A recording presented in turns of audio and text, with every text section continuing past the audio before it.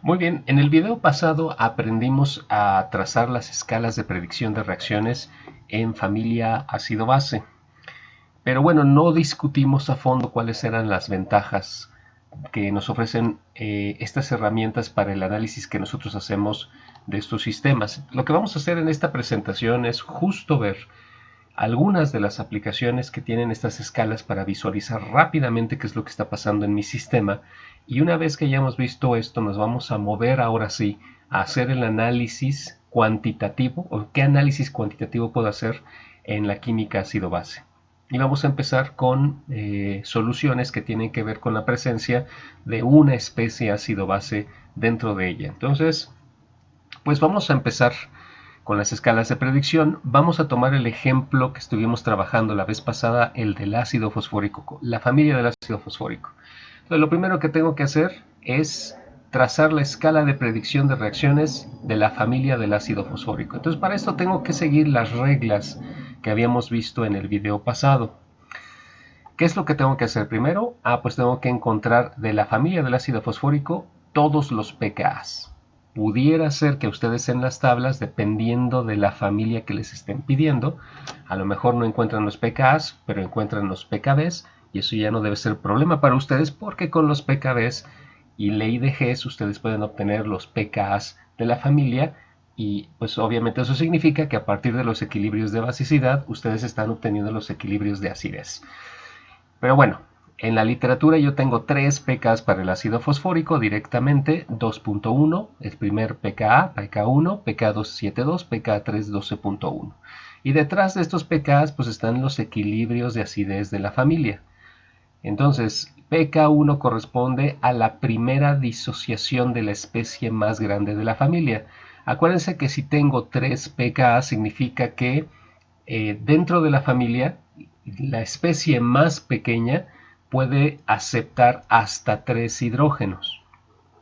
O bueno, si lo quieren ver desde el otro punto de vista, la especie más grande de la familia puede donar hasta 3 hidrógenos. Pero bueno, esto significaría que los que integran a la familia del ácido fosfórico son justo el ácido fosfórico, que es H3PO4. Si le quitamos un hidrógeno al H3PO4, se forma el H2PO4, que es el fosfato monobásico. Si pierde otro hidrógeno, se forma el otro miembro de la familia, que es el fosfato dibásico. Y si le quito pues todos los hidrógenos a la estructura, todos los hidrógenos ácidos, pues se forma la especie más pequeña, que es el ion fosfato. Entonces, en la familia del ácido fosfórico, identifico como donador puro o ácido puro al ácido fosfórico. Los dos anfolitos pues son el fosfato monobásico y el fosfato dibásico, y el receptor puro, la especie que solo puede recibir partícula, acuérdense que aquí la partícula es el protón, es el ion fosfato. Y acuérdense que la partícula no forma parte de la familia, pero sí me ayuda a formar a los diferentes miembros de la familia. Entonces, pues ya tengo aquí los equilibrios de acidez con sus correspondientes pKs. Acuérdense que cualquier equilibrio, y los de acidez y de basicidad no son la excepción, pues yo les puedo plantear su ley de acción de masas. Aquí no está explícitamente dada, pero pues ustedes ya con el gran conocimiento que tienen en termodinámica, pues lo pueden plantear. Entonces, si yo quisiera sacar la ley de acción de masas o la definición de la constante en términos de concentraciones molares, pues sería K1 sería igual a la concentración del fosfato monobásico al equilibrio por la concentración molar del ion hidrógeno al equilibrio entre la concentración molar del ácido fosfórico al equilibrio. Y lo mismo puedo hacer con los otros equilibrios que tengo aquí, para pK2 y para pK3.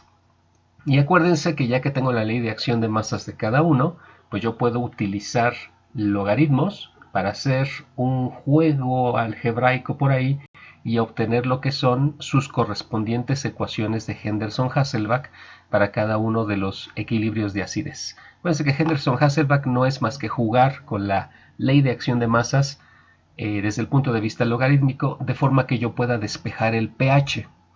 Y entonces así me quedan las 3 ecuaciones de Henderson-Hasselbalch para los 3 equilibrios. ¿Okay? Bueno, entonces ahora sí, ya con esta información puedo trazar mi escala de predicción de reacciones. Paso 1, trazo en mi eje X lo que sería mi eje de pH. Entonces en el eje X se representa el eje de pH. Paso 2, tengo que ubicar el carácter ácido y básico del agua. Entonces, ¿cómo lo hago? Pues utilizando dos líneas verticales que van a cortar al eje del pH, una en 0, donde voy a colocar arriba al protón. Acuérdense que detrás del protón está el ion hidronio, el H3 o más, pero bueno, nosotros estamos utilizando el modelo simplificado donde solo utilizamos protón.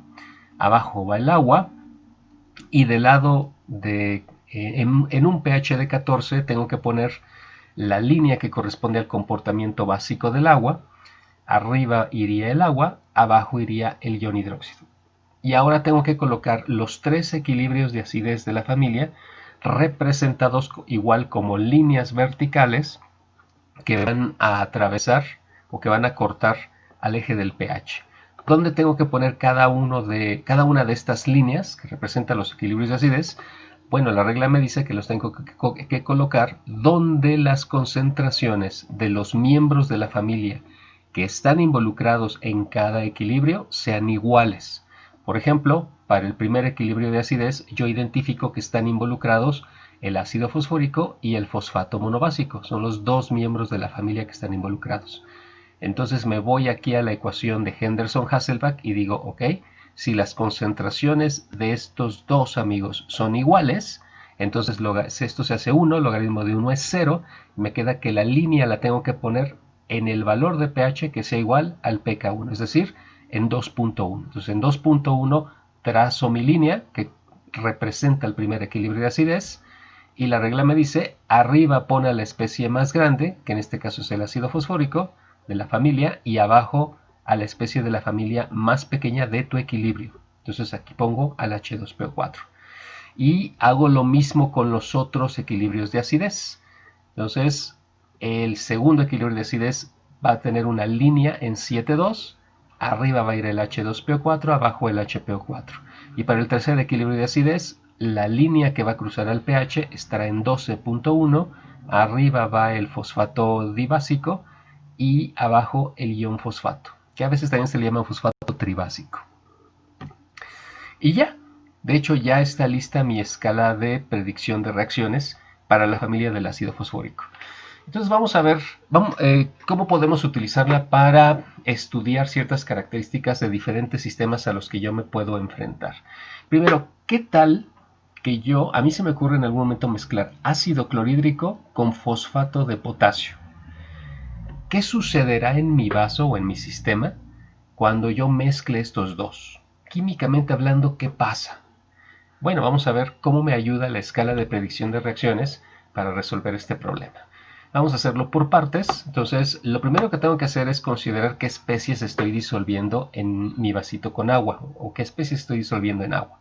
Y entonces ustedes tienen que identificar que tanto el ácido clorhídrico como el fosfato de potasio son electrolitos fuertes. Eso significa que se van a disociar por completo. De hecho, el ácido clorhídrico pues, es un ácido fuerte.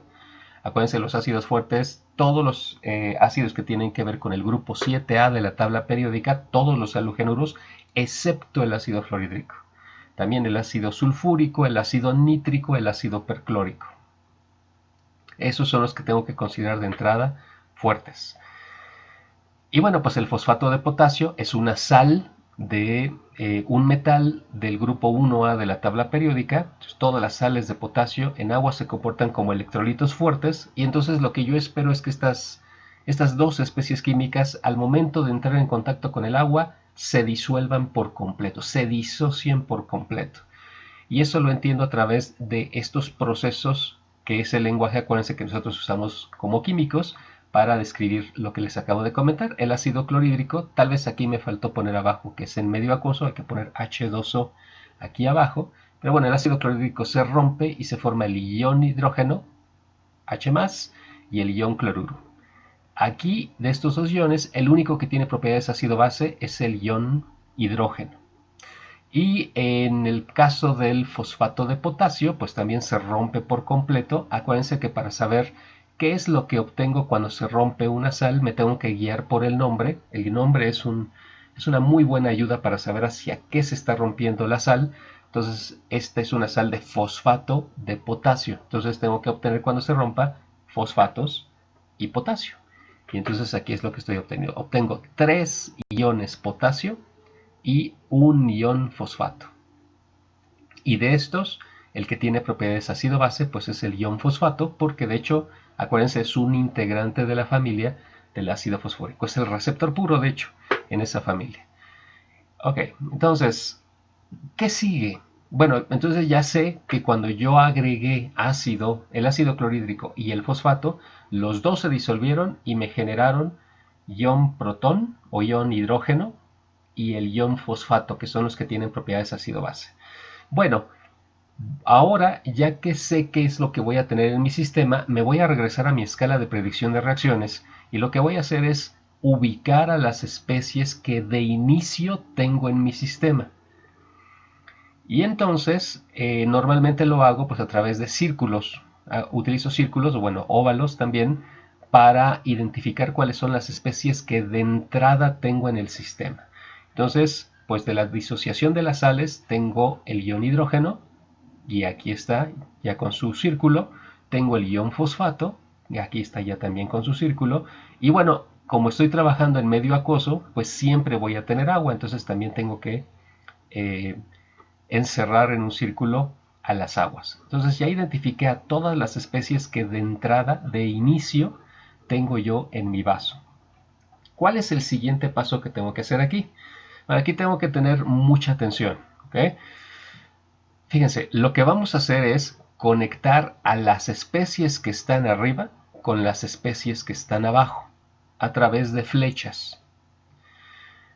Vamos a comenzar, nuestra flecha va a empezar desde las especies que están más a la izquierda, es decir, las que están a pHs más bajos, y van a conectar a las especies que están más arriba, a pHs más altos o que están más hacia la derecha.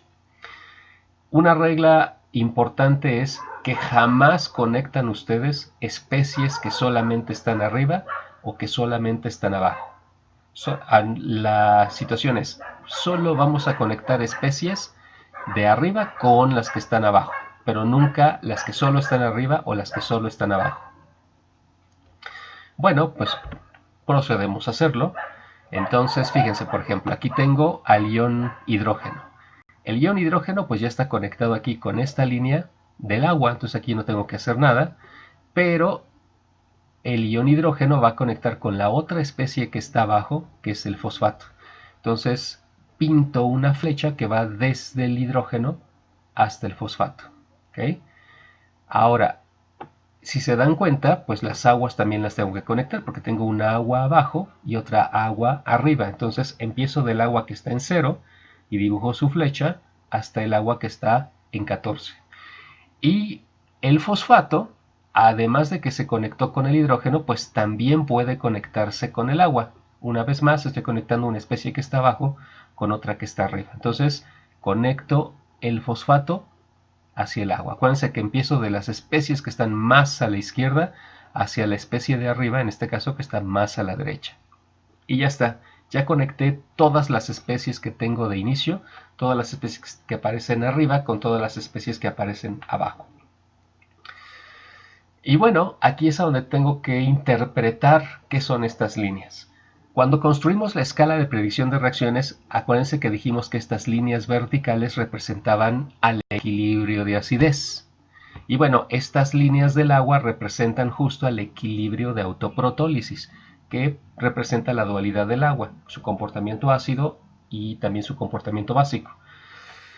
Bueno, pues estas líneas que acabamos de dibujar conectando a las especies que tengo de inicio en mi sistema también representan equilibrios. Esta línea roja, por ejemplo, que está aquí, me está diciendo que el hidrógeno como reactivo se puede combinar con el ion fosfato, es decir, la línea estaría conectando reactivos de este equilibrio que está representando, y los productos serían las especies que están compartiendo línea vertical con las que yo estoy encerrando en el círculo.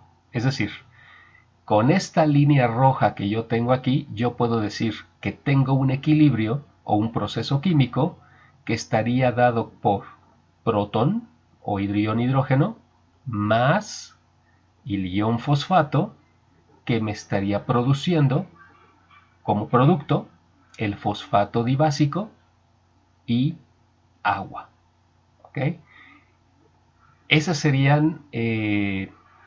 la forma de identificar cuál es el proceso químico que está detrás de esta línea. Lo mismo puedo hacer con las otras líneas que yo tengo acá. De hecho, aquí pues técnicamente puedo ver lo que está pasando con la autoprotólisis del agua. Fíjense, mis reactivos serían estas dos aguas, ¿no? Entonces sería agua más agua que me estaría produciendo ion hidróxido y protón. ¿Ok? Nada más que acuérdense que aquí como estamos utilizando la aproximación de, en lugar de tener al ion hidrógeno tener al protón, bueno, pues más bien aquí lo que tendría que hacer es utilizar un proceso químico que me dijera agua como reactivo en medio acuoso, entonces esta agua iría debajo de la flecha que me estaría produciendo hidróxido más protón. Ahorita lo vamos a ver más a detalle, déjenme ver si lo tengo aquí, de hecho aquí está. Me voy a adelantar tantito, entonces otra vez, regresando a la línea roja que está aquí, el proceso químico que corresponde a esta línea sería reactivos protón o ion hidrógeno más ion fosfato que me estaría produciendo como productos, valga la redundancia, fosfato dibásico más agua, ¿ok? Que es este que está aquí. Pero bueno, aquí no pongo al agua como reactivo, como producto, porque estoy manejando protón. Siempre que ustedes vean un equilibrio y estén utilizando la simplificación, no utilizar ion hidrógeno, sino utilizar protones, entonces cada vez que aparezca agua en su equilibrio, el agua tendría que ir debajo de la flecha, solo para indicar que es en medio acuoso, porque si no quedaría desbalanceado su proceso químico. Entonces aquí, de acuerdo a lo que yo estaba analizando, sería protón más fosfato, que me da el fosfato dibásico más agua. Pero como estoy manejando protón, ya no pongo aquí más agua, sino más bien el agua iría debajo de la flecha. ¿Okay? En el caso del equilibrio de autoprotólisis pasa lo mismo. Fíjense, sería agua más agua, que me da hidróxido y protón. Pero como aparece protón en mi proceso químico, entonces una de estas dos aguas se tiene que ir debajo de la flecha. Y entonces mi proceso químico me quedaría como agua, que en agua, aquí el agua tendría que estar aquí abajo, H2O, flechita, H2O abajo, que me da protón más hidróxido. Una vez más, para que esté balanceado correctamente el proceso químico, en este caso de autoprotólisis. Y bueno, tengo otra flechita que está por aquí, que me dice que hay otro equilibrio u otro proceso que se va a dar dentro de mi vasito, que va a ser fosfato, ion fosfato, más agua, que me va a generar hidróxido y el fosfato dibásico, ¿okay? Que es este que está aquí. Aquí como no aparece protón, más bien está apareciendo hidróxido, pero ya no aparece protón, entonces aquí sí tengo que poner al agua como reactivo o como producto, dependiendo de cómo me diga la flecha que tiene que ir. Entonces acuérdense, cuando no aparece protón en mi proceso químico, el agua sí aparece como reactivo o como producto. Pero si hay protón en mi sistema o en mi proceso químico, entonces el agua se pone debajo de la flecha. No la pongo propiamente como un reactivo o como un producto. Aquí en el equilibrio de autoprotólisis, como tenía dos aguas que estaban interaccionando una con otra, pues una de esas aguas se tendría que ir abajo de la flecha. ¿Okay? Bueno, pues entonces, fíjense que aquí es muy interesante. La escala de predicción de reacciones me ayudó a visualizar que se están llevando a cabo tres procesos químicos, tres, en el vasito, en el momento en el que yo mezclé el ácido clorhídrico y el fosfato de potasio. Se están llevando a cabo tres procesos. Bueno, entonces aquí tengo que darle una interpretación también a la orientación que tienen las flechas. De hecho, por eso están en diferentes colores. Fíjense, este tipo de líneas que ustedes obtienen, que van de izquierda a derecha y bajan, o si lo quieren ver así, que tienen un ángulo obtuso, un ángulo mayor a 90 grados, Estas líneas representan un proceso químico que es una reacción. Aquí nosotros hablamos de una direccionalidad. Cuando la flecha tiene esta dirección, entonces el protón con el fosfato se están combinando a través de una reacción química, y esta reacción pues me habla de un proceso que tiene una constante mayor a 1. Por otro lado, estas líneas verdes, que cuando van de izquierda a derecha, su direccionalidad me dice que sube, o si lo quieren ver de otra forma, líneas que tienen un ángulo agudo menor a 90 grados, me estarían representando procesos que son interacciones, es decir, que tienen una constante menor a 1. Entonces, el fosfato más el agua que me da hidróxido y el fosfato dibásico, si ustedes ya lo identificaron, es un equilibrio de basicidad. Es el equilibrio de basicidad, de hecho el primer equilibrio de basicidad de la familia del ácido fosfórico. Ese equilibrio se está estableciendo en mi vasito. Pero yo sé que normalmente los equilibrios de basicidad pues son interacciones, porque sus constantes van a ser pequeñas, van a ser menores a 1. Y de hecho aquí lo estoy viendo. La direccionalidad en el momento en que yo uní al ion fosfato con el agua me dice que este proceso es una interacción. Lo mismo la autoprotólisis del agua. Yo ya sé desde antes que la autoprotólisis del agua tiene una constante de equilibrio que vale 10 a la menos 14, kW. Bueno, pues aquí lo estoy viendo en la escala. De acuerdo a la direccionalidad, a la hora de unir estas dos aguas, pues me queda la flecha así, y esto significa que tengo una interacción. Y por otro lado, cuando estoy combinando el protón, o el protón se encuentra con el ion fosfato, entonces lo que tengo es una reacción. Entonces, ¿qué implica esto? Que en el vasito, después de que yo estoy haciendo la mezcla de ácido clorhídrico y de fosfato de potasio, pues se van a establecer 3 procesos. Estos que están aquí. Se establece una reacción, están reaccionando el ion hidrógeno con el ion fosfato, y además tengo 2 interacciones. La interacción que corresponde al primer equilibrio de basicidad de la familia del ácido fosfórico, y también siempre que esté medio acuoso, pues voy a tener la autoprotólisis del agua. Si ustedes rigurosamente quisieran seguir con el estudio de este sistema, pues tendría que considerar que se está llevando a cabo estos 3 procesos al mismo tiempo. Pero afortunadamente para nosotros, para simplificar el problema, normalmente el proceso que es más espontáneo, que en otras palabras decimos el proceso más fuerte, es el que impone sus condiciones. Entonces, no importa si yo tengo 1000 procesos químicos que se están dando al mismo tiempo en mi vasito. Si yo identifico uno que es más fuerte que los otros 999, ese va a establecer sus condiciones en el sistema, y para poder estudiar el sistema, yo puedo concentrarme solamente en ese y ya no en los otros 999.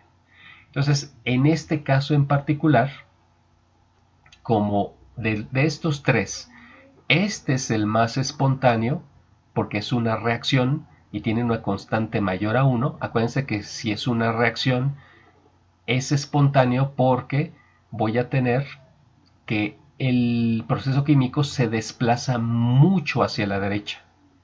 Y normalmente aquí lo que yo considero para analizar, si se acuerdan de sus clases de química fundamental, pues es que voy a tener un reactivo limitante y un reactivo en exceso. ¿Ok? Entonces, si yo quiero estudiar este sistema, me puedo olvidar de estas 2 interacciones que están aquí y me puedo concentrar solamente en analizar esta reacción que está sucediendo acá. ¿Ok? Y bueno, pues con esto ya pude yo analizar a través de una escala de predicción de reacciones qué es lo que está sucediendo en el vaso, y de todos los procesos químicos que se pueden llevar a cabo en ese vasito, quién va a ser el más importante, que en este caso fue la reacción del ion hidrógeno con el ion fosfato. Otra utilidad que le puedo encontrar a las escalas de predicción es, por ejemplo, analizar a los anfolitos de una familia ácido-base. Si yo quisiera saber si un anfolito dismuta o no dismuta, pues lo puedo hacer analizando la escala de predicción de esa familia. ¿Cómo le tengo que hacer? Bueno, otra vez, dibujo la escala de predicción de reacciones. Otra vez voy a tomar el ejemplo del ácido fosfórico. Pero ahora lo que voy a hacer es identificar a los anfolitos que están presentes en la familia dentro de la escala. Acuérdense que habíamos practicado que para la familia del ácido fosfórico pues tengo dos anfolitos. El H2PO4, que es el fosfato monobásico, y el HPO4, que es el fosfato dibásico. Entonces, en mi escala los ubico, los encierro con un círculo y aquí están. ¿Sale? Y bueno, pues ahora lo que voy a hacer es unir a los dos anfolitos. Acuérdense, en un anfolito se establece normalmente lo que llamamos un equilibrio de dismutación. Y ese equilibrio de dismutación me va a decir si el anfolito en algún momento predomina en el sistema o de plano nunca va a predominar. Entonces, pues para que yo pueda decidir si el anfolito predomina o no predomina, pues yo tenía que analizar mi equilibrio de dismutación, sacar su constante de equilibrio, que es la constante de dismutación a través de ley de Hess, y evaluar si el proceso era espontáneo o no era espontáneo. Si era espontáneo, que significa que tengo una reacción, pues el anfolito dismuta, entonces nunca predomina. Pero si es interacción, el anfolito está presente en una cantidad importante y en algún momento va a predominar. Pero bueno, eso lo vamos a ver rápidamente aquí, ¿no? Entonces, ubico a los anfolitos, uno los anfolitos que son iguales al H2PO4, lo uno con el H2PO4 que está aquí arriba, el HPO4 lo uno con el HPO4 que está aquí también, y entonces establezco mis procesos de dismutación, igual que como le hice en el caso anterior. Al momento de yo hacer la conexión con la flecha, pues las especies que están conectando con la flecha son mis reactivos y las especies que podemos llamar cruzadas son mis productos. Entonces, para este anfolito, el fosfato monobásico, su equilibrio de dismutación va a ser H2PO4 más H2PO4 y me va a producir HPO4 y H3PO4. Y es justo el equilibrio que yo tengo aquí. Obviamente aquí en vez de poner H2PO4 más H2PO4, pues puse 2H2PO4. Este es el equilibrio de dismutación del anfolito fosfato monobásico. Y lo mismo hago con el otro anfolito, el fosfato dibásico. HPO4 más HPO4 me produce fosfato más H2PO4. Y es el que yo tengo aquí. Estos son mis dos equilibrios de dismutación de la familia para los dos anfolitos que tengo, pues sí, para la familia del ácido fosfórico. Y ahora me fijo en la direccionalidad. Fíjense que aquí no necesito aplicar ley de Hess. Directamente la direccionalidad me va a decir qué pasa.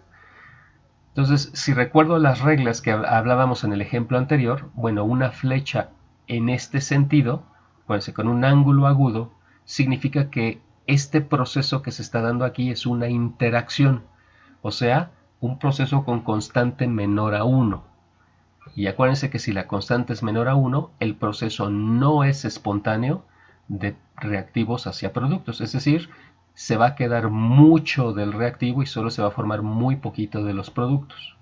¿Y eso qué significa? Que pues el anfolito está en una cantidad importante, aunque tal vez se combine un poquito para formar estos dos, pero él sigue estando en una cantidad fuerte y entonces eso va a hacer que en algún momento predomine.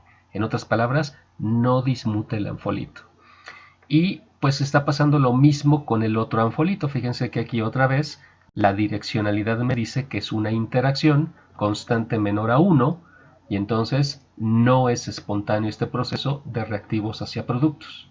Entonces se queda mucho del HPO4 y entonces significa que en algún momento va a predominar, es decir, no dismuta. Ninguno de los anfolitos de la familia del ácido fosfórico está dismutando, que ya lo habíamos platicado en la presentación anterior. Si no mal no recuerdo, les comentaba que en general en familias ácido-base no voy a tener el problema de que los anfolitos dismuten. ¿Qué pasaría si alguno de estos dos anfolitos dismutara? Bueno, si alguno dismutara, entonces a la hora de unirlos no me quedaría la flecha así, me quedaría así como la roja, indicando que hay una reacción. Si fuera eso, eso significaría que el equilibrio de dismutación es espontáneo hacia los productos. Su constante sería mayor a 1 y eso implicaría que el anfolito lo pierda en una cantidad muy fuerte para formar una gran cantidad de los productos.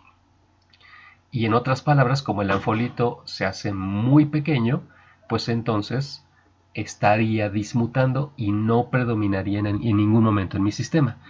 Ese caso pues se va a ver en específico ya cuando esté en complejos, porque es factible, en química de complejos sí es factible que haya anfolitos que dismuten, y entonces si yo ubico que hay algún anfolito que dismute en una familia, como nunca va a predominar, yo lo tendría que quitar de la escala de predicción de reacciones. Es un proceso que se llama reducir la escala.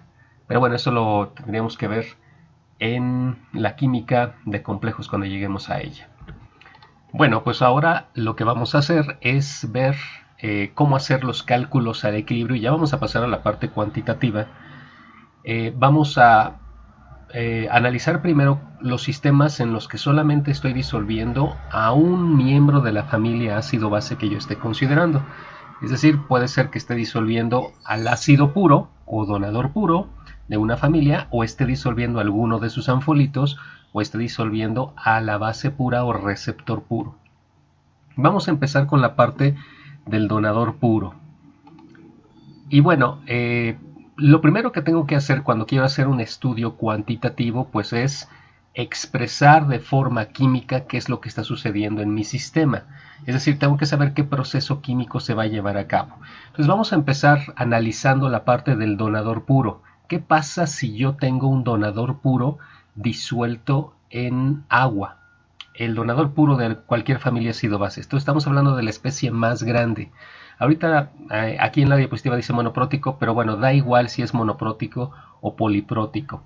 De hecho, ¿qué les parece si tomamos el ejemplo que estábamos manejando hace un momento, que es el del ácido fosfórico? El ácido fosfórico, la familia del ácido fosfórico ya la habíamos analizado. Vamos a ver cómo me ayuda la escala de predicción de reacciones a establecer qué proceso químico se da cuando yo tengo una solución solamente de ácido fosfórico en agua. Entonces, vamos a hacerlo desde aquí. Voy a tomar esta escala de predicción de reacciones. Entonces, nos centramos. Tengo una solución de ácido fosfórico y yo quiero calcular las concentraciones de todas las especies que voy a encontrar al equilibrio. Entonces, para empezar, lo que necesito hacer es conocer cuál es el proceso químico que se va a establecer en mi vasito donde va a estar el ácido fosfórico. Entonces, si utilizo las reglas, voy a quitar las flechas de aquí que tienen que ver con los anfolitos. Pero bueno, lo que tengo que hacer con la escala de predicción es, como vimos en las reglas antes, ubicar a las especies que de inicio yo voy a tener en el vaso. Entonces, pues obviamente lo que tengo es ácido fosfórico, que es la especie que estoy disolviendo, y tengo agua. Entonces, esta sería la escala de predicción de la familia del ácido fosfórico y estoy ubicando a las especies que yo tendría disueltas en agua. Lo que sigue es, bueno, con la ayuda de las conexiones entre las especies que están arriba y las que están abajo, o sea, donadores y receptores, pues yo voy a establecer cuáles son todos los procesos que se dan en mi sistema. Entonces, si se dan cuenta, tengo dos procesos, que son estos, que por la direccionalidad puedo decir que son dos interacciones. Tengo la interacción del ácido fosfórico con el agua, que me va a dar el fosfato monobásico y el ion protón. Y además tengo la interacción que corresponde a la autoprotólisis del agua. Pero bueno, la autoprotólisis del agua la tengo todo el tiempo. Entonces, el proceso al que en el que yo me tengo que concentrar es precisamente este, el de el ácido fosfórico con el agua. Que si se dan cuenta, no es más que el primer equilibrio de acidez del ácido fosfórico. Entonces, lo que puedo decir es que el proceso que se está llevando a cabo en mi vasito, aparte de la autoprotólisis del agua, es el ácido fosfórico que en agua va a perder un protón y me va a dar al fosfato monobásico. Y ya con eso yo habría establecido mi proceso o equilibrio que se está llevando a cabo en mi vaso. Esta sería la forma general de establecer cuál es el proceso que se da cuando yo estoy disolviendo un donador puro o un ácido puro en agua. N pues puede tener valores desde 1 en adelante. Si N vale 1, pues estoy hablando de un ácido monoprótico que solamente puede soltar un hidrógeno. Pero bueno, si N vale 2, 3, como es el caso del fosfórico, 4, etcétera, pues ya estoy hablando de un ácido que llamamos poliprótico.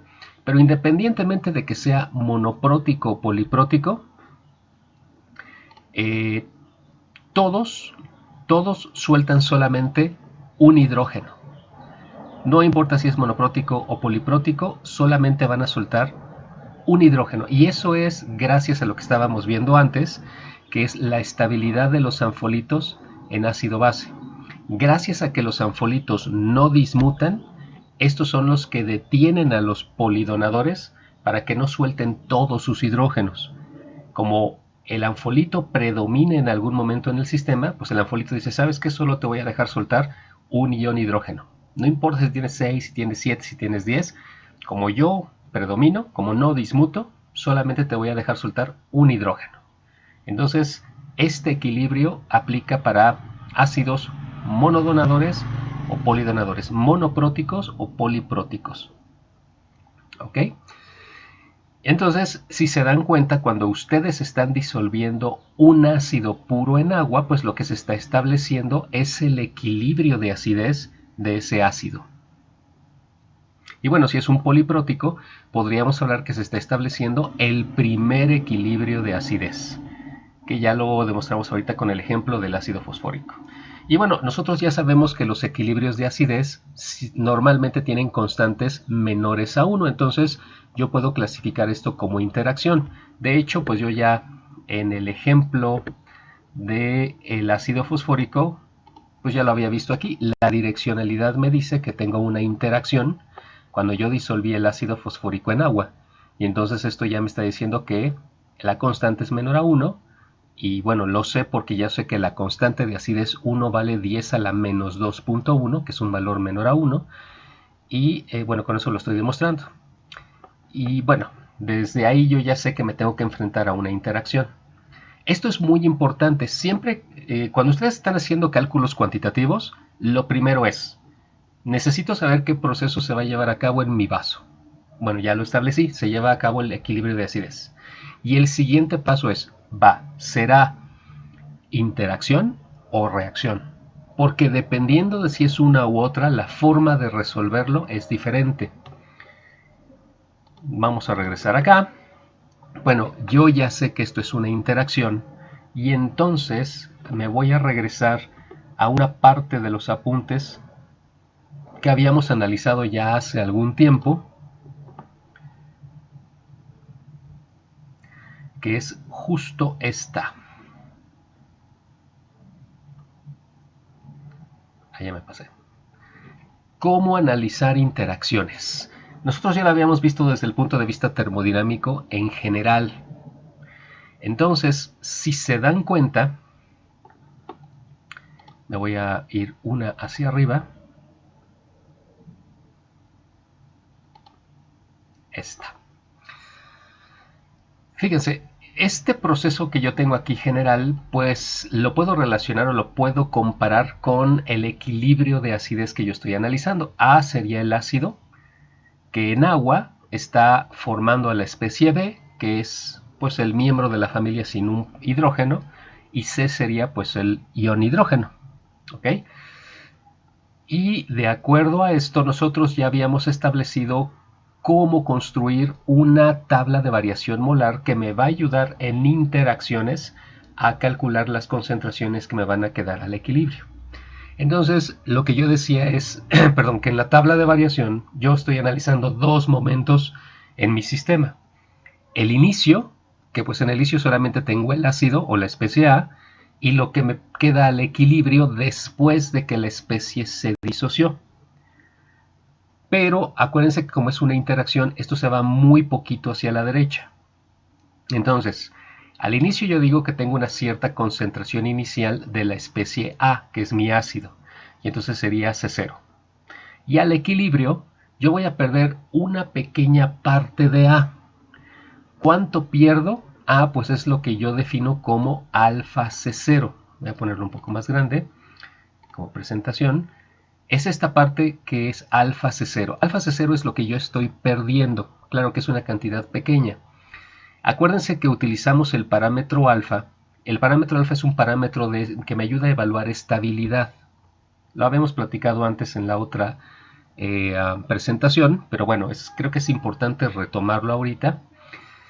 Alfa puede tener valores entre 0 y 1. Entonces lo único que estoy haciendo aquí es decir, entre comillas, qué porcentaje de C0 estoy perdiendo y que se está pasando de este lado. Si alfa valiera 0.5, pues significa que perdí el 50% de lo que tenía al principio. Si alfa valiera 0.1, pues significa que perdí el 10% de lo que tenía al principio. Entonces aquí estoy expresando la parte que estoy perdiendo en términos de mi concentración inicial. Y el valor de alfa, que va de 0 a 1, pues me va a decir, es una medida para decirme cuánto se fue. ¿Ok? ¿De acuerdo? 0.5, pues perdí el 50%. 0.7, perdí el 70%. Por eso se llama parámetro de estabilidad, porque dependiendo del valor de alfa, yo puedo saber qué tan estable fue la especie A. Y cuando hablo de estable es o se fue mucho hacia los productos, que sería un proceso espontáneo, o se fue muy poquito, solamente lo necesario para establecer el equilibrio, que sería un proceso no espontáneo, una interacción. ¿Ok? Y bueno, siempre que ustedes trabajen con interacciones, acuérdense que tienen que involucrar alfa en su tabla de variación molar, siempre. Entonces, al momento de establecer mi tabla de variación, pues yo lo que tendría es una concentración inicial C0. Voy a perder parte de ella cuando yo alcance el equilibrio. Entonces, ¿cuánto me quedó de A? Ya al equilibrio, que sería el equivalente al ácido que estoy disolviendo en agua. Bueno, pues me queda lo que yo tenía al principio, que es C0, menos lo que perdí, que es alfa C0. Y por estequiometría, como aquí es 1 a 1, pues lo que yo pierdo aquí es lo mismo que yo gano acá y acá. Por eso si yo perdí aquí alfa C0, aquí voy a ganar alfa C0 para B y alfa C0 para C. Y bueno, aquí lo que hacíamos era trabajar con la ley de acción de masas, la definición de la constante de equilibrio con las concentraciones molares. Entonces, si se dan cuenta, pues la K para este proceso se definiría como la concentración de B por la concentración de C, obviamente al equilibrio, entre la concentración de A al equilibrio, que es lo que yo tengo aquí. Déjenme cambiar el apuntador. Pero bueno, como lo que yo tengo en esta tabla también son concentraciones al equilibrio, pues lo que yo hacía era sustituirlas y entonces me quedaba alfa C0 por alfa C0, que son las concentraciones de B y de C, entre la concentración de A, que es C0 menos alfa C0. Y aquí lo que hacía yo era un rearreglo algebraico, hacía algo de matemáticas aquí. La cosa es que al final yo podía decir que K era igual a alfa cuadrada C0 entre 1 menos alfa. Este C0 lo paso dividiendo y entonces me queda esto que está aquí, que es K entre C0 es igual a alfa cuadrada entre 1 menos alfa. ¿Para qué hice toda esta transformación? Bueno, lo que estoy haciendo es encontrar otro parámetro de estabilidad que está relacionado a alfa, que es el parámetro de estabilidad que yo ya había definido antes. Si se dan cuenta, los valores de K entre C0 dependen de alfa, única y exclusivamente. Entonces, si yo conozco alfa, yo puedo conocer K entre C0 y viceversa. La ventaja de utilizar a K entre C0 como parámetro de estabilidad es que estos parámetros yo normalmente los conozco desde antes de hacer todos mis cálculos. Yo conozco la constante de equilibrio del ácido que yo estoy disolviendo, su constante de acidez, y conozco la concentración que estoy disolviendo, a diferencia de alfa. Alfa yo aquí no lo puedo obtener a menos que haga toda el álgebra necesaria que tiene que ver con el sistema al equilibrio. Y en cambio K entre C0 yo lo puedo conocer desde antes. Y eso implica que si yo conozco K entre C0, antes de hacer cualquier cálculo, yo puedo saber cuál es la estabilidad del ácido que está disuelto en el agua. Entonces, para que yo pueda definir los diferentes tipos de estabilidad para una especie, en este caso mi ácido, bueno, pues tengo que recordar que hay ciertas fronteras para poder establecer, para poder darle una etiqueta a esta estabilidad. En términos de alfa, si alfa es menor a 0.03, es decir, si pierdo menos del 3% de lo que yo tenía al inicio, entonces yo puedo clasificar a mi ácido como débil o estable. Es débil porque casi no se disocia, o estable, permanece. ¿Okay? Y bueno, eso significa que la constante es muy pequeña, mucho más pequeña que 1, y pues me estoy enfrentando a una interacción. Ahora, si alfa valiera arriba de 0.97, es decir, si yo perdiera arriba del 97% de lo que tenía al principio, entonces significa que mi ácido más bien es fuerte y lo que tengo no es una interacción, más bien es una reacción con una constante mayor a 1. Y bueno, si yo más bien tengo el caso intermedio, con un alfa entre 0.03 y 0.97, pues significa que el ácido es de fuerza media o semiestable. Sigo trabajando con una interacción, pero su constante no es tan pequeña. No es tan pequeña como en el caso de la estabilidad débil. Entonces fíjense que aquí puedo hablar de tres estabilidades para mi ácido. Puede ser débil o estable, puede ser de fuerza media o semiestable, y puede ser fuerte o inestable. Pero bueno, como yo sé que alfa no lo puedo determinar más que haciendo todos los cálculos para mi sistema, ¿qué tal que ahora nos enfocamos con el otro parámetro que es K entre C0? ¿Cómo voy a obtener los valores frontera de K entre C0? Pues nada más sustituyendo en esta ecuación los valores frontera de alfa. Entonces, si yo sustituyo aquí 0.03, puedo encontrar el valor frontera para un ácido que sea débil o estable. Entonces, si yo evalúo K entre C0 y ese valor que obtengo es abajo de 9.27 por 10 a la menos 4, entonces significa que mi ácido es débil o estable. Constante muy pequeña, interacción. Si yo veo que K entre C0 tiene un valor por arriba de 31.36, entonces mi ácido más bien es fuerte, no es realmente una interacción, lo que tengo es una reacción con constante mayor a 1. Significa que el ácido pues prácticamente se va a disociar por completo. Y si el valor que obtengo para K entre C0 está entre 9.27 por 10 a la menos 4 y 31.36, pues entonces es un ácido que puedo clasificar de fuerza media o semiestable. Una constante menor a 1, no tan pequeña como la estabilidad débil, pero sigo teniendo una interacción. Y bueno, ¿de qué me sirve a mí saber cuál es la estabilidad del ácido que estoy disolviendo en mi agua? Bueno, pues, si se acuerdan, gracias a conocer la estabilidad, yo puedo hacer ciertas aproximaciones para hacer el cálculo más rápido y más sencillo. Por ejemplo, si yo evalué K entre C0 y resultó que el ácido es débil, entonces significa que esto se está desplazando muy poquito hacia la derecha. Y entonces yo puedo hacer la aproximación de que lo que voy a obtener al equilibrio de mi ácido va a ser prácticamente lo que yo tenía al principio. Es decir, pierdo tan poquito que lo que perdí es despreciable comparado con la cantidad C0. Entonces yo puedo decir, pues si al inicio tenía C0, al equilibrio aproximadamente sigo teniendo C0. Y bueno, de B y de C, pues yo sigo obteniendo alfa C0 y alfa C0. Entonces, si yo considero ahora así la tabla de variación molar, vuelvo a tomar la definición de la constante, la ley de acción de masas, y ahora sustituyo estos términos que están aquí.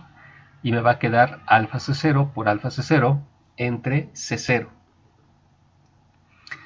O sea, alfa cuadrada C0 cuadrada entre C0, o sea, alfa cuadrada por C0. Fíjense que me quedó una expresión más sencilla que la que tenía yo aquí. Y si quiero despejar alfa, porque fíjense que para conocer las concentraciones al equilibrio, pues necesito conocer alfa. Entonces, si yo quiero determinar alfa, pues lo único que tengo que hacer es despejar de aquí. Entonces C0 pasa dividiendo y pues tendría que sacar raíz cuadrada de ambos lados y me quedaría que alfa es igual a la raíz de K entre C0. Fíjense que aquí, si yo encuentro que el ácido es débil, pues alfa lo puedo calcular de manera muy sencilla porque va a ser la raíz de K entre C0 y ya está.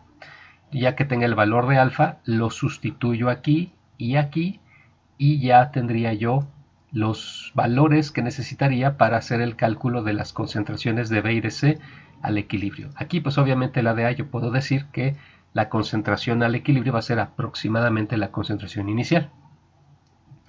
¿Qué pasa si el proceso es de fuerza media? Bueno, si yo encuentro que el ácido que yo tengo es de fuerza media, no puedo hacer ninguna aproximación. Tengo que resolver esto de manera formal. De hecho, el procedimiento que vamos a ver para fuerza media aplica también no para un ácido que sea débil o fuerte, es decir, no hay diferencia. Es un procedimiento general al que no le importa cuál es la estabilidad del ácido que ustedes están disolviendo. Entonces, digamos, en el sentido estricto, ustedes podrían utilizar este procedimiento sin tener que calcular la estabilidad desde antes.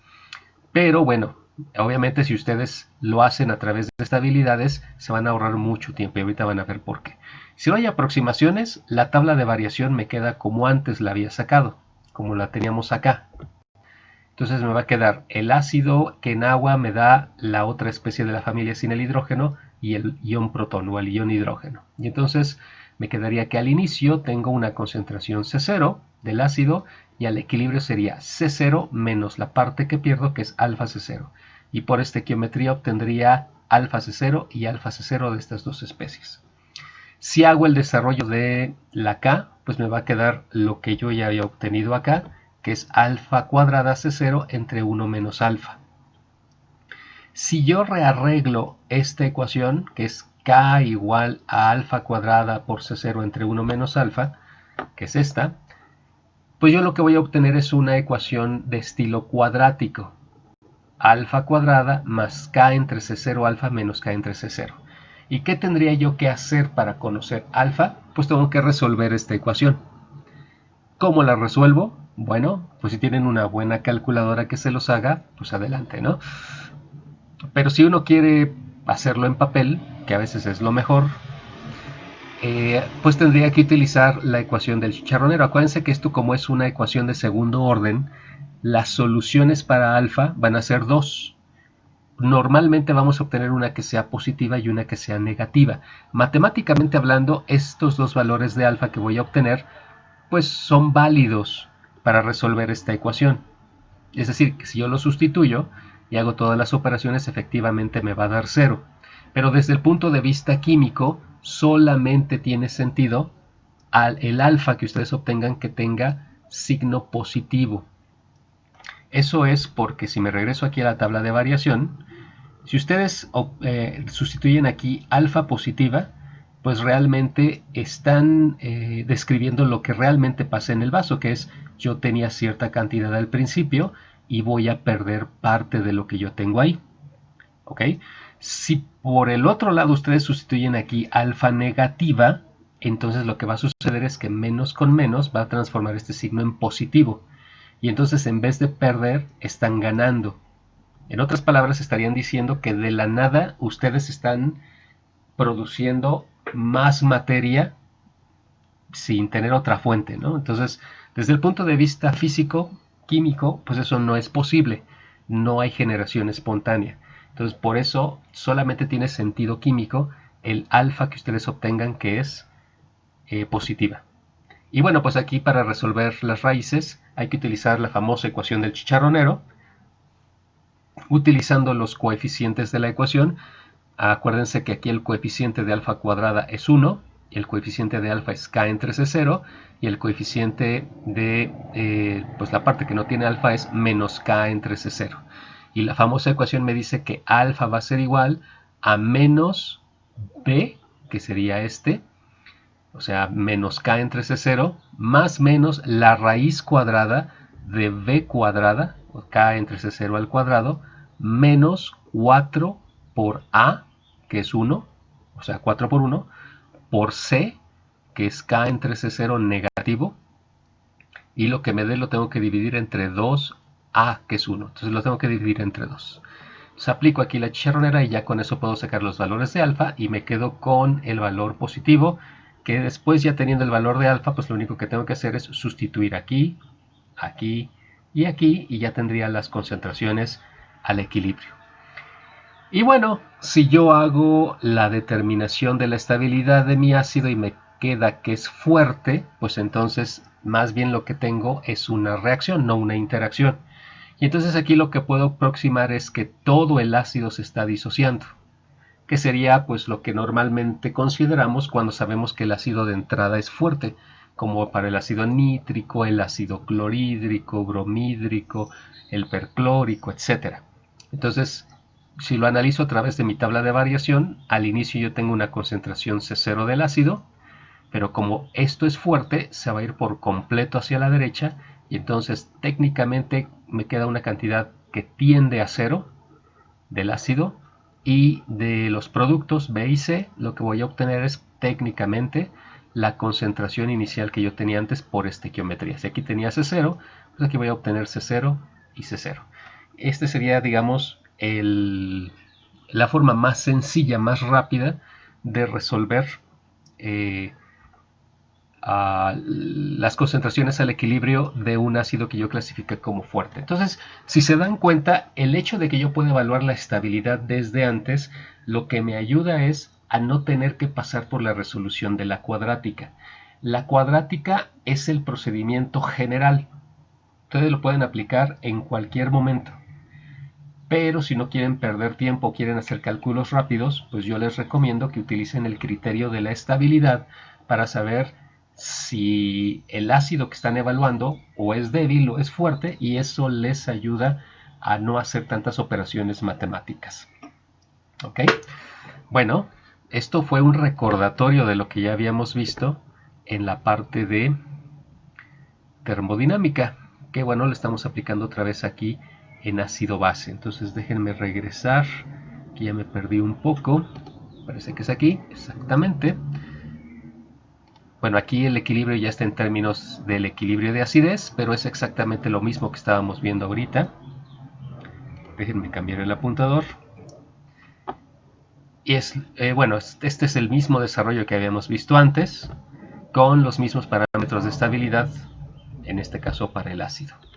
Y bueno, pues dependiendo de eso, yo ya puedo obtener el valor de alfa, y ya sabiendo alfa y ya sabiendo mi concentración inicial, pues yo puedo saber las concentraciones de todas las especies que me quedan al equilibrio.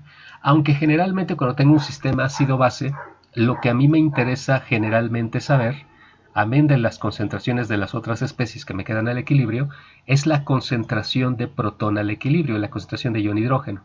Porque acuérdense que de saber esto, yo puedo calcular el pH, sabiendo que el pH es el menos logaritmo de la concentración del ion hidrógeno al equilibrio. Entonces, si yo quisiera calcular el pH de una solución de un ácido, pues entonces tendría que hacer todo este desarrollo, porque lo que necesito es obtener alfa, veo con el parámetro de estabilidad K entre C0 si el ácido al que me estoy enfrentando es débil, es de fuerza media o es fuerte, y así yo pueda decidir cómo voy a calcular alfa.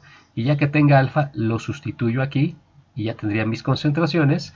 Y bueno, en el caso del pH, pues lo único que tendría que hacer es tomar la concentración al equilibrio del ion hidrógeno y aplicarle el menos logaritmo base 10. Ya con eso tendría el pH teórico de mi solución. Y esto es lo que siempre tengo que hacer cuando ustedes preparen una solución de un donador puro o de un ácido puro, de la especie más grande de una familia ácido-base. Ahora, ¿qué pasa si yo no parto de un donador? ¿Qué tal que yo parto de un anfolito de la familia? Por ejemplo, en el caso del ácido fosfórico, ahora ya no estoy partiendo del ácido fosfórico. ¿qué tal que yo parto, qué les gusta, de alguno de los anfolitos? El fosfato monobásico, o sea, el H2PO4. Entonces, yo estaría empezando con una solución. ¿Cómo obtendría yo el H2PO4 en una solución? Pues si se dan cuenta, como es un anión, pues yo tendría que utilizar una sal que fuera un electrolito fuerte y que cuando se disociara me permitiera obtener en solución este ion. Entonces, vamos a esperar a que termine de salvarse esto.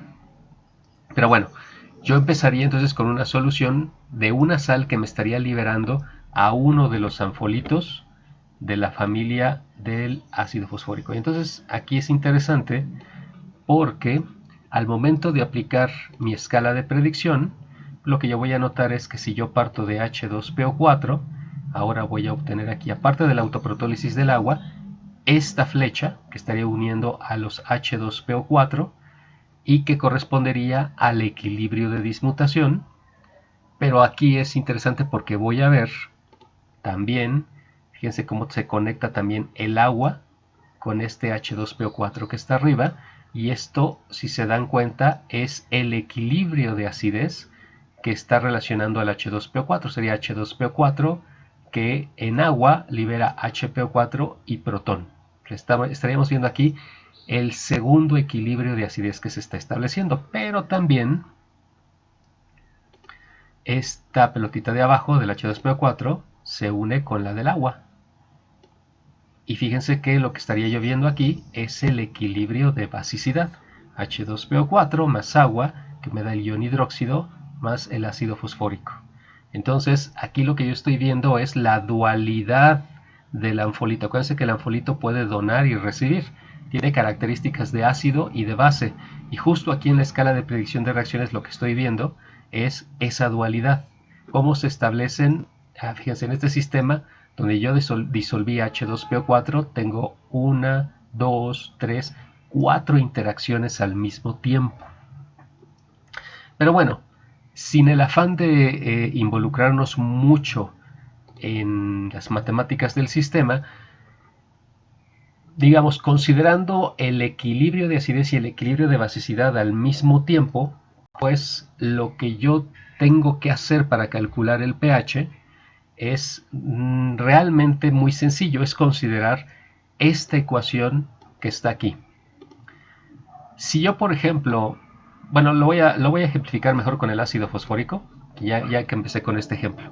Entonces, si yo tengo una solución del H2PO4, ¿cómo calculo el pH del sistema? Bueno, muy fácil. Lo que tengo que hacer es ubiquen los pKs en los que está involucrado el H2PO4. Entonces, si se dan cuenta, aquí es 2.1 y 7.2. Súmenlos. Se suma 2.1 y 7.2, divídanlo entre 2, y eso nada más es el pH. Eso nada más es el pH de la solución del anfolito.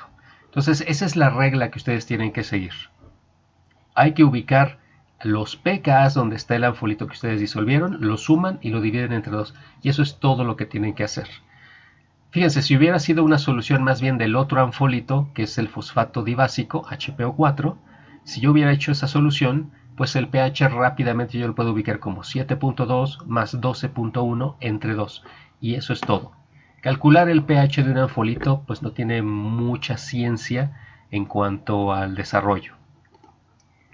Aquí el ejemplo que está pues es para un ácido diprótico, pero bueno, aquí no es, digamos, es un ejemplo muy sencillo porque pues es pK1 más pK2, no hay de otra, ¿no? Solamente tengo dos equilibrios de acidez, que son dos líneas en la escala de predicción de reacción, entonces los pK son de esas dos líneas, que son estos dos.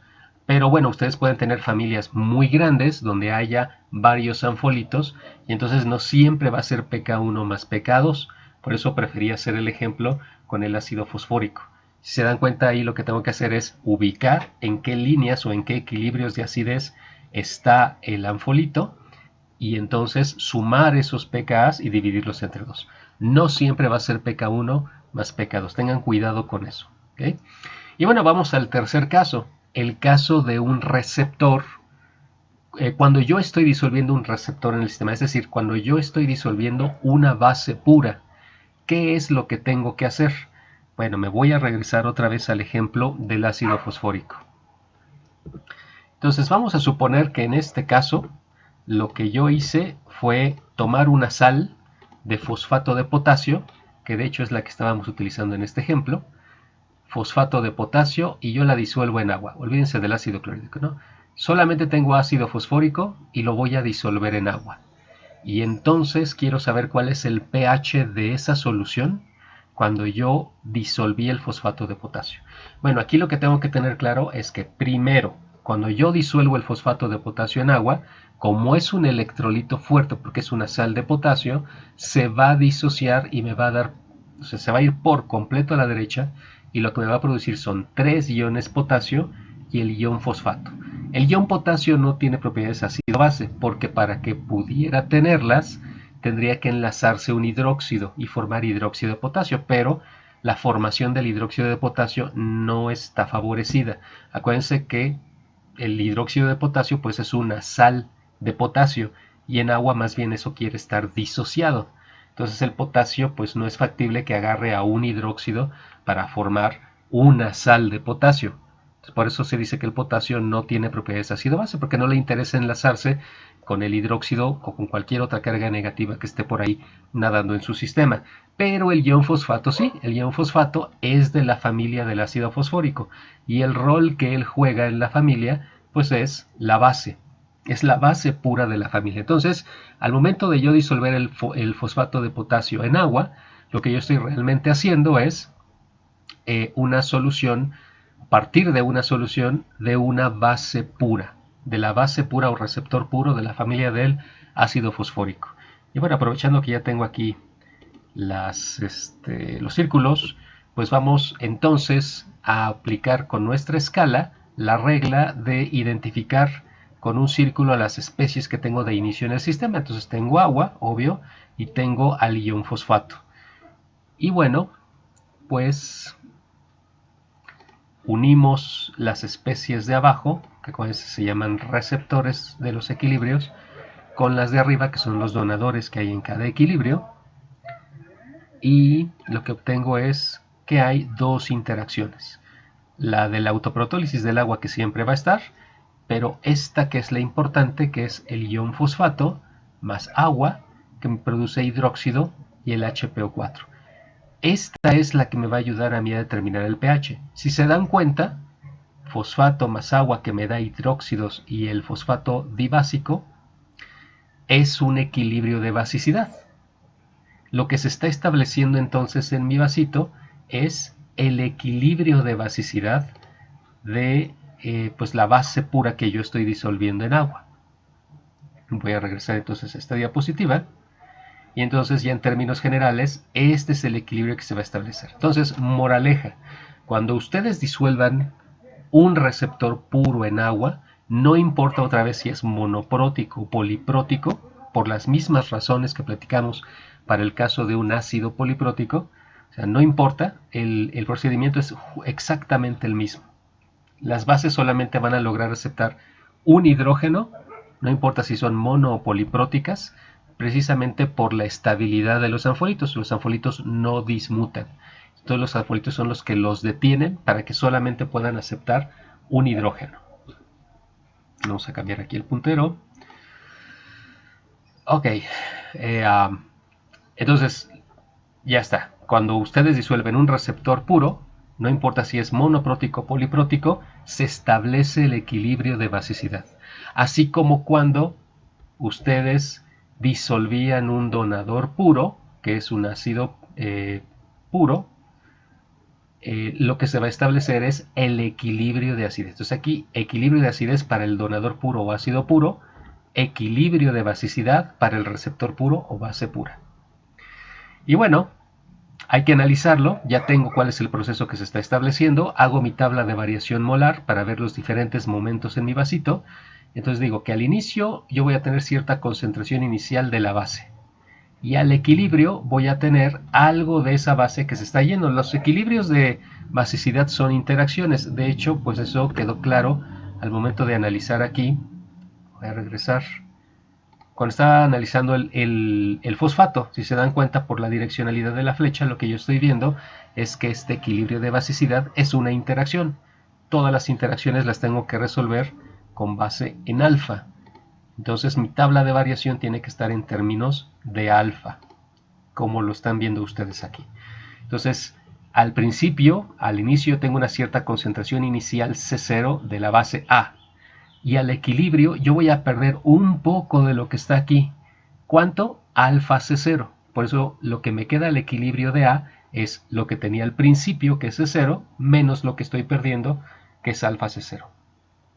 Por estequiometría, si yo aquí perdí alfa C0, de estos dos, como es 1 a 1 con respecto a A, pues se va a formar lo que perdí, alfa C0 y alfa C0. ¿Ok? Y bueno, aquí lo que sigue es calcular alfa. Bueno, para resolver entonces esta situación, voy a recurrir a lo que yo ya aprendí para un donador puro. Es decir, yo también puedo establecer estabilidades. Bueno, ya no está aquí, pero yo puedo establecer estabilidades para las bases. Puedo decir si una base es débil, si una base es de fuerza media o si una base es fuerte. ¿Cuál va a ser mi parámetro de estabilidad en este caso? Bueno, acuérdense que para sacar los parámetros de estabilidad yo empiezo con la definición de la constante de mi proceso. En este caso pues es mi constante de basicidad. Yo diría que Kb es igual a la concentración de HA al equilibrio por la concentración de hidróxidos al equilibrio entre la concentración de la base A al equilibrio. Y bueno, pues tendré que hacer el mismo desarrollo que se hizo aquí, nada más que con Kb. Y lo que ustedes obtendrían para los parámetros de estabilidad es exactamente lo mismo que está aquí, con la diferencia de que en vez de ser Ka es Kb. Entonces en las bases su parámetro de estabilidad es Kb entre C0. Ustedes evalúan Kb entre C0 y ustedes van entonces a decir si la base que están disolviendo es débil, es de fuerza media o es fuerte. Si es débil, significa que otra vez hacen la aproximación. Casi no se está yendo esto hacia la derecha. Y entonces puedo aproximar que la concentración de A al inicio, que es C0, es técnicamente la misma que yo tengo al equilibrio, C0. Justo lo mismo que teníamos aquí para el caso débil. Bueno, pero esto está mucho más lejos. Bueno, ya no me voy a regresar tanto. Chéquenle ustedes ahí en sus apuntes o en la parte anterior de la presentación, pero bueno, si aquí me queda que esto es aproximadamente C0 y hago todo el desarrollo otra vez de esta parte, pero con Kb, lo que ustedes van a demostrar es que alfa lo pueden calcular como la raíz de Kb entre C0. Es el equivalente a lo que ya habíamos visto para la parte del donador puro. ¿Okay? Y ya así podría obtener alfa y ya alfa sustituirla aquí, aquí y aquí para sacar mis concentraciones al equilibrio. Si a mí me estuvieran pidiendo el pH, pues entonces fíjense que aquí no está explícitamente el ion hidrógeno, como en el caso del equilibrio de acidez, pero está su primo hermano, que es el hidróxido. Entonces lo primero que tengo que hacer es calcular el pOH y ya a través del pOH calcular el pH. ¿Cómo calculo el pH? El pOH, pues es que ya tengo alfa, ya tengo C0, pues puedo calcular mi concentración al equilibrio del ion hidróxido. Y ya que la tengo, pues le aplico el menos logaritmo base 10 y eso me va a dar el pOH. Y acuérdense que el pOH y el pH están relacionados a través de una ecuación muy sencilla que me dice que el pH más el pOH es igual a 14. Por lo tanto, el pH sería 14 menos pOH y así ya puedo obtener el pH de mi solución del ácido. ¿Qué pasa si yo evalúo la estabilidad de la base y resulta que más bien es una base semiestable? Bueno, pues no puedo hacer ninguna aproximación y lo que tendría que hacer es sacar la cuadrática y resolverla para encontrar los valores de alfa. La cuadrática técnicamente es la misma. Bueno, aquí me está. Me voy a salir otra vez para regresarme para que no haya dudas.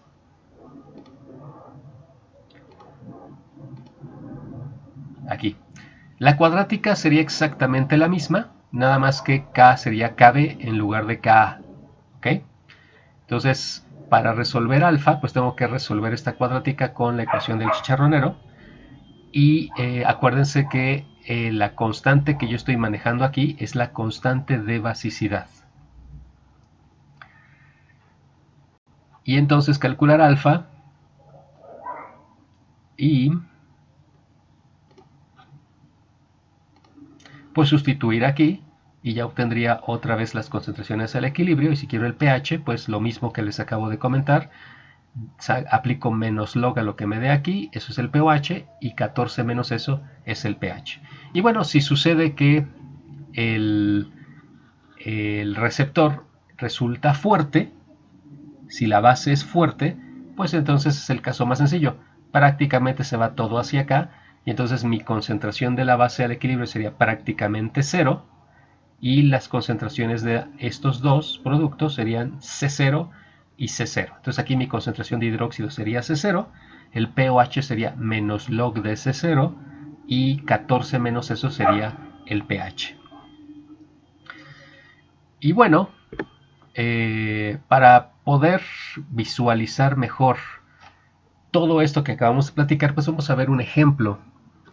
Vamos a hacer este ejemplo que está aquí, que es el problema 3. Me dice que el ácido ascórbico tiene reportados los siguientes pKs. pK1 de 4,17 y un pK2 de 11,56. Entonces me piden varias cosas aquí para hacer. Me piden establecer los equilibrios de acidez del ácido ascórbico, los equilibrios de basicidad, los valores de pKb, trazar la escala de predicción de reacciones y el diagrama de zonas de predominio. Me preguntan si una solución de ácido ascórbico se le ajusta a pH a 12, ¿qué especie predominará de la familia? Y me piden calcular el pH de tres diferentes soluciones. Una de ácido ascórbico 1 molar, una del anfolito, que es el diácido, el citrato diácido, 0.02 molar, y el citrato monoácido, que es el 0.0, que tiene una concentración 0.02 molar. Entonces vamos a hacer todos estos incisos parte por parte. Vamos a ver primero los equilibrios de acidez. Me están dando los pKs. Yo sé que los pKs pues, son las constantes de acidez y detrás de cada valor de pKa hay un equilibrio de acidez. Y acuérdense que los subíndices pues, me indican cuántos hidrógenos han salido de la estructura. Como detrás de los pKs hay equilibrios de acidez, pues yo lo que me tengo que acordar es que los equilibrios de acidez siempre empiezan de la especie más grande de la familia. Aquí es muy interesante que ustedes noten que les están dando la fórmula empírica del ácido ascórbico. Y la fórmula empírica me dice que él tiene dentro de él 8 hidrógenos. Pero de estos 8 hidrógenos solamente 2 van a ser ácidos, es decir, solo 2 pueden entrar y salir. ¿Por cómo sé eso? Pues porque tengo 2 pKs. Eso significa que solo tengo 2 hidrógenos ácidos dentro de la estructura del ácido ascórbico. Solo 2 de ellos pueden entrar y salir, comportarse desde el punto de vista de Bronsted para un ácido o para una base. Bueno, vámonos entonces a la resolución. Ustedes disculparán la letra, pero cuando hice esto lo tuve que hacer rapidísimo. Ok, entonces aquí yo utilicé una notación un poco más sencilla. Como a final de cuentas solamente tengo 2 hidrógenos ácidos, bueno, la especie más grande, que es el ácido ascórbico, pues yo la voy a denotar como H2Asc. Cuando pierde un hidrógeno, lo voy a denotar como HAsc. Y cuando pierde el segundo hidrógeno ácido, pues va a ser Asc-2. ¿Ok? Esta sería realmente la familia del ácido ascórbico, la familia ácido-base. El ácido ascórbico, el ascorbato monoácido y el ascorbato... me equivoqué hace rato, ¿verdad? Sería ácido ascórbico a ascorbato monoácido y ascorbato tal cual, o dibásico, como ustedes lo quieran ver. Pero bueno, la situación es, ya sé cuáles son las especies que voy a manejar. pK1. pK1 corresponde al primer equilibrio de acidez. En el primer equilibrio de acidez, la especie más grande pierde su primer hidrógeno. Entonces yo la puedo denotar como H2Asc, que es el ácido ascórbico, que en agua va a perder un hidrógeno y me va a dar HASC más protón. pKa2, la especie que me quedó pierde el siguiente hidrógeno. Entonces HASC en agua pierde su protón, su hidrógeno, y se forma el ion ascorbato ASC. ¿Ok? Y ya tengo resuelto el inciso A, ya tengo los dos equilibrios de acidez que están detrás de los pKs. ¿Qué pasa con los pKbs? Bueno, los pKbs tienen detrás de ellos equilibrios de basicidad. Y al revés de los equilibrios de acidez, yo empiezo siempre por la especie más pequeña y con las aguas le voy dando hidrógenos de uno en uno. Entonces, el primer equilibrio de basicidad es empezando con la especie más pequeña de la familia, que es el ion ascorbato, más un agua. Esta agua le va a dar un hidrógeno para formar el ascorbato monoácido más el ion hidróxido. Acuérdense, los equilibrios de basicidad siempre involucran iones hidróxido, los equilibrios de acidez siempre involucran ion hidrógeno o protón. Segundo equilibrio de basicidad, a la especie que formaste aquí, con otra agua le vas a dar otro hidrógeno. Entonces, el ascorbato monoácido, HASC, recibe un protón del agua y entonces se forma ácido ascórbico, H2ASC, más hidróxido. Y hasta ahí llego. ¿Por qué? Pues porque el ácido ascórbico es la especie más grande de la familia y ya no puede aceptar otro hidrógeno. Y siempre en una familia, si yo tengo dos equilibrios de acidez o dos pKs, también en contraparte voy a tener dos de basicidad o dos pKbs. Ahora, ¿necesito saber los valores de los pKbs? Bueno, pues tengo que utilizar ley de Hess, no hay de otra.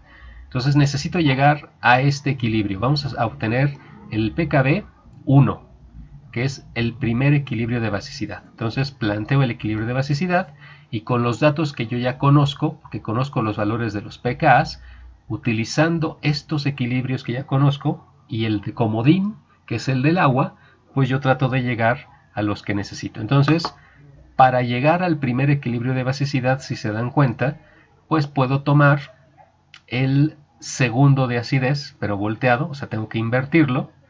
Entonces, si el pK2 valía 11.56 al momento de invertirlo, me va a quedar menos 11.56. Acuérdense que ya no le pongo la etiqueta de A2, porque al momento de voltearlo ya no es técnicamente un equilibrio de acidez, entonces lo dejo K, simple. Y bueno, pues como tengo agua, pues involucro a un equilibrio de autoprotólisis del agua, que ya sé que su pKw vale 14. Si hago yo el sándwich o la suma, pues entonces ya obtengo el equilibrio que estoy buscando. Y el pK de este proceso que estoy buscando, que es justo pKb1, pues va a ser 14 menos 11.56, que es 2.44. Lo mismo hago para el equilibrio, el segundo equilibrio de basicidad. Lo planteo, busco qué equilibrios me van a ayudar. En este caso, ahora me va a ayudar el primer equilibrio de acidez, solo que otra vez tengo que invertirlo aquí. Y pues el pK ahora me va a quedar menos 4.17 porque tuve que invertir. Y otra vez necesito involucrar a un equilibrio del agua. Y a la hora de hacer el sándwich, para obtener el segundo equilibrio de basicidad, pues me queda que el pK, que es pKb2, va a ser 14 menos 4.17, o sea, 9.87. Y ya con eso obtuve mis dos equilibrios de basicidad con sus correspondientes pKbs. pKb1 244, pKb2 983. Ahora, necesito trazar la escala de predicción de reacciones. Muy sencillo. Tengo dos pKs o dos equilibrios de acidez. ¿Qué significa eso? Que voy a tener dos líneas verticales que corresponden a la familia del ácido ascórbico. Entonces, bueno, aquí ya está construida, ¿no? Pero lo voy a describir por partes. Primero trazo la escala de pH. Luego pongo las líneas que tienen que ver con la autoprotólisis del agua. Acuérdense que en 0 pongo la línea del carácter ácido y en 14 la línea del carácter básico. En la parte ácida el protón va arriba y el agua va abajo. Y en la parte básica el agua va arriba y el hidróxido abajo. Ya que tengo eso listo, ahora pongo con dos líneas verticales los dos equilibrios de acidez de la familia. ¿En qué valores los tengo que poner? Bueno, si soy muy purista, tendría que sacar la ecuación de Henderson-Hasselbalch y verificar qué pasa cuando las concentraciones de las dos especies que están en cada equilibrio son iguales. Pero bueno, ya con un poco de práctica ustedes se van a dar cuenta que siempre que hacen eso, pues les queda que el pH es igual al pKa correspondiente. Entonces yo puedo decir que la línea que tengo que poner del primer equilibrio de acidez, pues la tengo que poner en un pH que valga pK1 y la del segundo equilibrio de acidez en un pH que valga el pKa2. Entonces pK1 iría en una línea que va en 4.17 en la escala de pH. Arriba pongo a la especie de la familia más grande y abajo a la más pequeña. Entonces estoy con este equilibrio. Especie más grande, especie más pequeña. Aquí está. Hago lo mismo con el segundo equilibrio de acidez. Especie más grande arriba, especie más pequeña abajo. Y aquí está. Y aquí está ya construida mi escala de predicción de reacciones. Normalmente lo que se tiene que hacer, y eso ya lo vamos a manejar más cuando lleguemos a complejos, pues yo tengo que verificar la estabilidad del anforito, tengo que verificar que realmente no dismute, porque si dismuta, pues yo lo tendría que quitar de la escala, tendría que reducirla. Aunque ya sabemos que en química ácido-base pues los anfolitos son estables, pero lo podemos verificar rápidamente. El equilibrio de dismutación se daría cuando yo uno los dos anfolitos que están implícitos aquí en la... Bueno, es el mismo, ¿no? Pero aparece dos veces. Entonces ubico al anfolito, está aquí y está acá. Hago la línea con la direccionalidad y esa direccionalidad, ya sin necesidad de tener que poner todo el equilibrio, a la hora de unir al anfolito que está arriba y está abajo, me doy cuenta que es interacción. Significa que el equilibrio de dismutación tiene una constante muy pequeña, es decir, es una interacción. Y entonces el equilibrio de dismutación se iría muy poquito hacia los productos. Por lo tanto, el anfolito va a predominar en algún momento y yo lo debo de dejar en la escala de predicción de reacciones. Pero bueno, eso fue como una nota al calce. Y para sacar el diagrama de zonas de predominio, pues tengo que utilizar la regla. La regla me dice, primero quita las líneas que tienen que ver con el agua, las quito. Y ahora, de las líneas que tienen que ver con tu familia del ácido ascórbico, todas las especies que están arriba bajan a predominar en toda la zona que tienen a la derecha, perdón, a la izquierda, y las que tienes abajo suben a predominar en toda la zona que está a su derecha. Entonces aquí el ácido ascórbico bajaría para predominar en toda esta parte, el ascorbato monoácido subiría para predominar de 4,17 a 11,56. Aquí pues es la misma especie que bajaría en esta misma zona y el ion ascorbato subiría para predominar de 11,56 en adelante. Acuérdense que ya quitaron esta línea, entonces 14 ya no es una frontera y aquí tampoco 0 ya es una frontera. ¿Okay? Entonces el ascorbato predomina de 11,56 hasta el pH que ustedes quieran hacia arriba y el ácido ascórbico predomina a pHs por debajo de 4,17, incluso pHs por debajo de 0. Y así ustedes ya obtuvieron su diagrama de zonas de predominio. Entonces les preguntan, si tú tienes al ácido ascórbico disuelto en agua y de alguna forma tú ajustas el pH de esa solución donde está el ácido ascórbico a 12, ¿quién predomina? Bueno, pues ya el ácido ascórbico no predomina, porque ustedes se movieron en la escala hasta llegar a 12.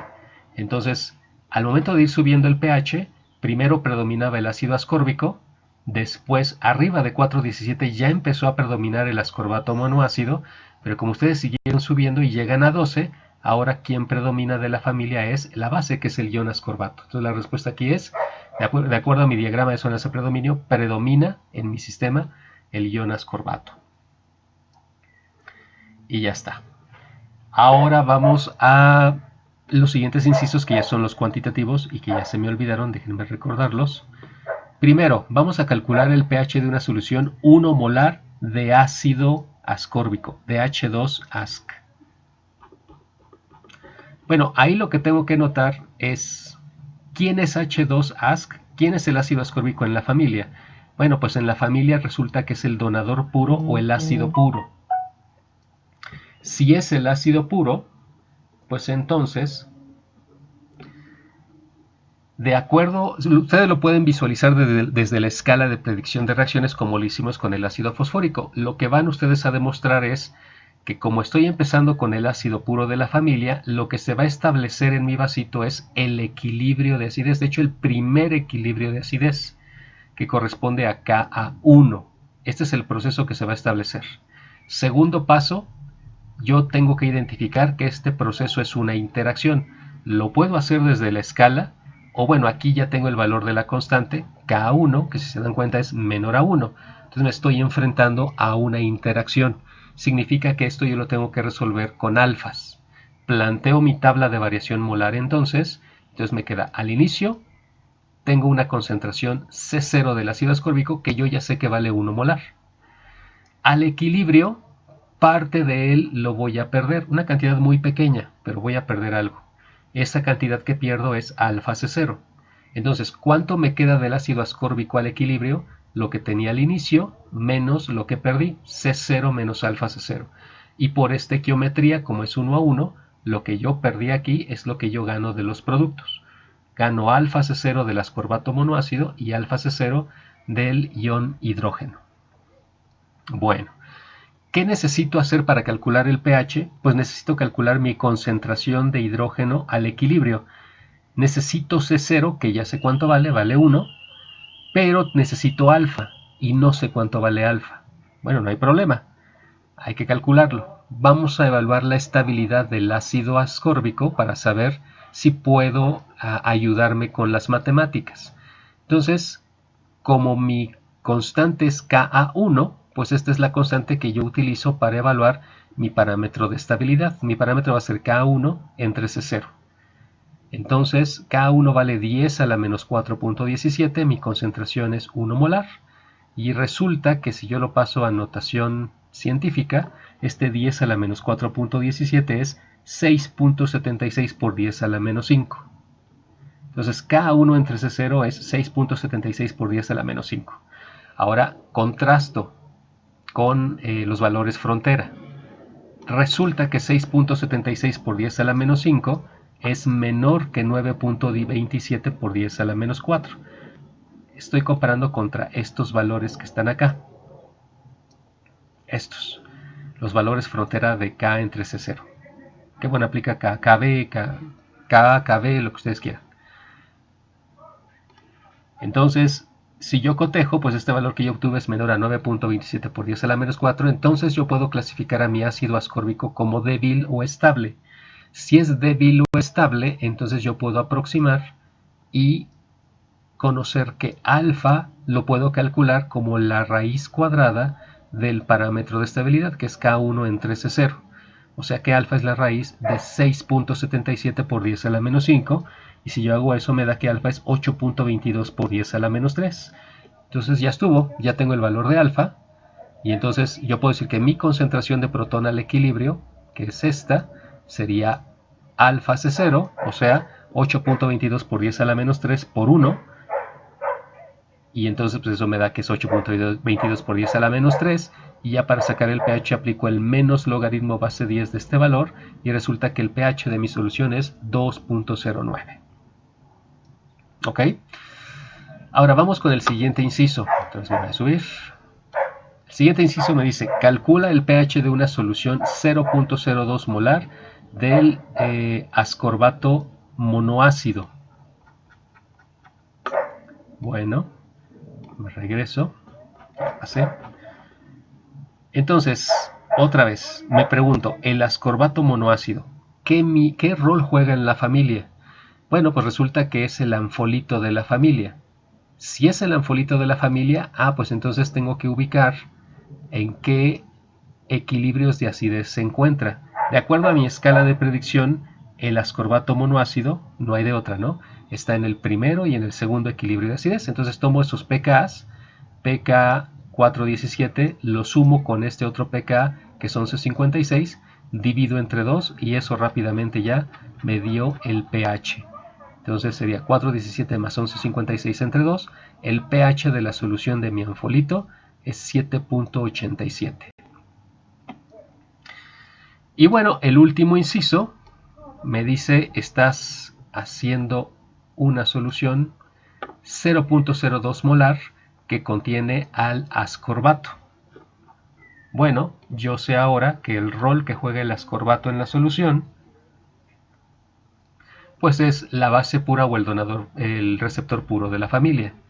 Entonces, otra vez, a partir de mi escala, o ya con un poco más de experiencia, yo ya sé que cuando parto de una base pura, lo que se va a establecer en mi vasito es el proceso de basicidad, el primer equilibrio de basicidad de la familia, que es el que yo tengo aquí. Entonces sería ascorbato más agua, que me daría el ascorbato monoácido más hidróxido.